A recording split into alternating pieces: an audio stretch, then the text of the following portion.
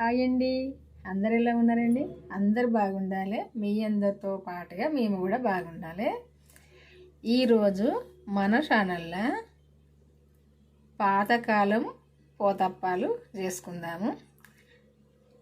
పాతకాలం పోతప్పాలు ఎట్లా చేయడం అంటే, చిన్నప్పుడైతే మా అమ్మమ్మ మా అమ్మ చేసేది, మేము చిన్నప్పుడు చూసేది. ఇవైతే మెత్తగా టేస్ట్గా మంచిగా ఉంటాయి. ఈరోజైతే ఇవి చేసుకుందాము. ఈ బియ్యం అయితే ఒక 6 గంటలు నానబెట్టుకోవాలి. 6 గంటలు నానబెట్టుకుంటే మంచిగా నానతాయి. మళ్ళీ వాటర్ అంపేసి మళ్ళీ వాటర్ పోసుకొని, మంచి వాటర్ పోసుకొని ఇవి ఎంత మంచిగా కడుక్కుంటే అంత మంచిగా వస్తాయి ఈ పోతప్పాలు. ఇప్పుడైతే ఈ వాటర్ పారబోసిన మళ్ళీ వాటర్ పోసుకుందాము.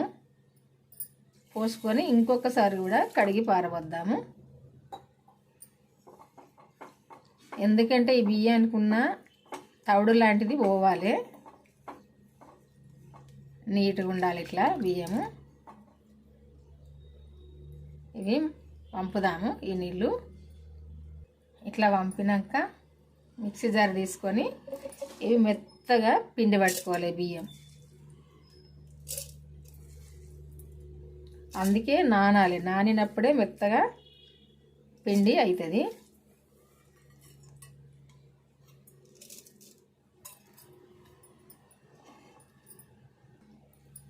ఇప్పుడు ఈ బియ్యంలో కొంచెం ఉప్పు వేసుకొని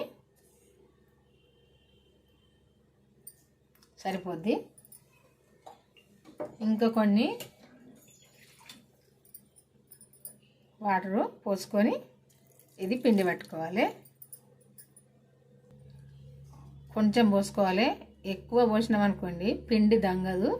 ఈ బియ్యము కొంచెం పోసుకొని, ఒకవేళ చిక్కగా ఉంటే మళ్ళీ కొంచెం కూడా పోసుకోవచ్చు. ఎట్లా చిక్కగానే ఉంటుంది ఇది. మళ్ళీ కూడా కొంచెం నీళ్ళు పోసుకోవచ్చు. ఇందులో ఇట్లా మెత్తగా పట్టుకోవాలి పిండి.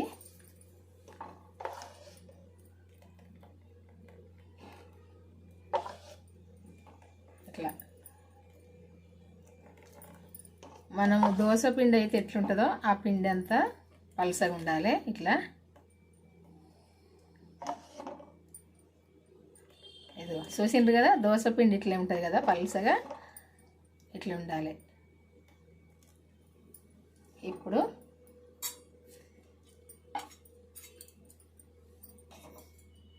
ఇదొక ఈ కటోరలో తీసుకుందాము.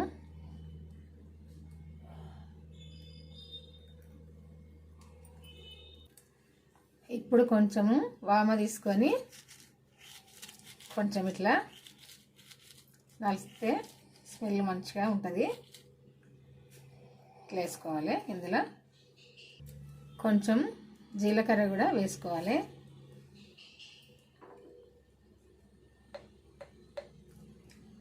కొంచెం ఎండు కారం వేసుకోవాలి.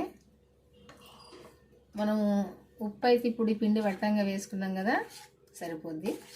ఇదంతా కూడా కలిసేటట్టు కలుపుకోవాలి. ఇందులోకి ఇంకేం అవసరం లేదు, ఇదిగా చేయడమే ఈ పోతప్పాలు. అంత మంచిగా కలుపుకొని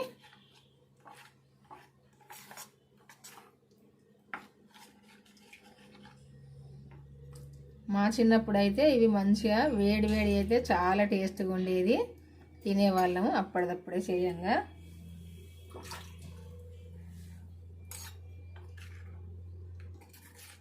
ఇట్లా కలుపుకొని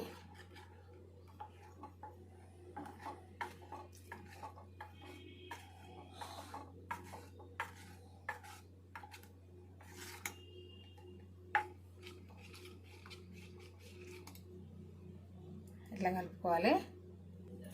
ఇప్పుడు ఒక కడాయి పెట్టుకొని నూనె పోసుకోవాలి.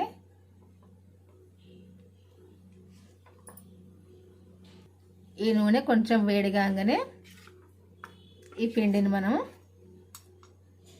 ఇందులో పోసుకోవాలి.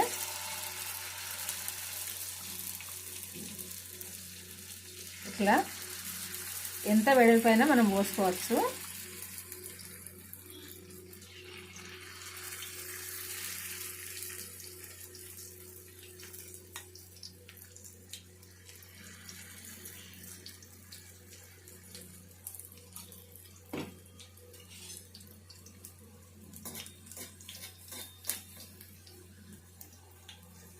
ఇది ఒక్క సైడు కాలంగానే ఇట్లా పైకి లేస్తుంది. లేచినాక రెండో సైడు దింపేసుకోవాలి.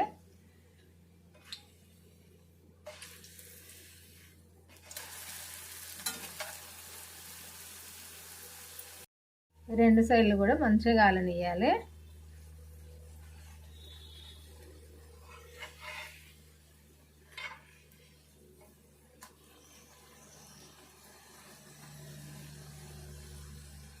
రెండు సైడ్లు కూడా మంచిగా ఇట్లా కాలనియాలి.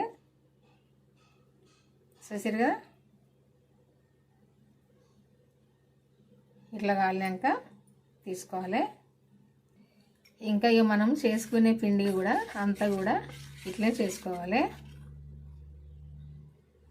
కొంచెం అయితే స్టవ్ సిమ్లో పెట్టుకొని చేసుకోవాలి, ఎందుకంటే ఎక్కువ వేడి ఉండద్దు ఇవి చేసుకోవాలంటే.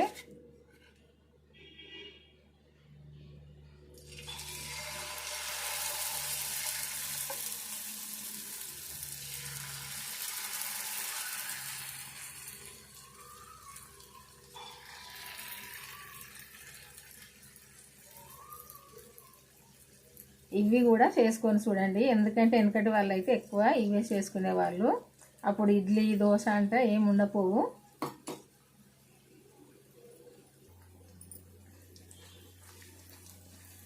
ఇది కూడా రెండో సైడు తిప్పేసుకోవాలి. ఒక సైడు కాలిందంటే కొంచెం ఇది పైకి లేస్తుంది, నూనె పైకి లేచినాక రెండో సైడు కూడా ఇట్లా తింపేసుకోవాలి.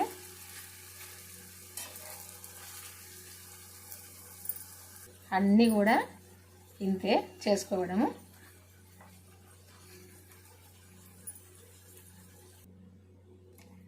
ఇదిగో ఈ పోతప్పాలు చేయడం అయితే అయిపోయింది. చూసారు కదా ఇట్లుంటాయి. ఇవి టమాటో పచ్చడితోడైనా తినొచ్చు, నిల్వ టమాటో పచ్చడితోటే తినేది నేను చిన్నప్పుడైతే చాలా టేస్ట్గా ఉండేది. ఇప్పుడైనా ఆ టమాటో పచ్చడితో తింటేనే టేస్ట్గా ఉంటుంది, కానీ మీ ఇష్టము. ఏ పచ్చడితోటైనా తినొచ్చు, టేస్ట్గానే అయితే ఉంటాయి. మెత్తగా చాలా టేస్ట్గా ఉంటాయి. ఇదిగా చూసారు కదా ఇట్లా ఉంటాయి.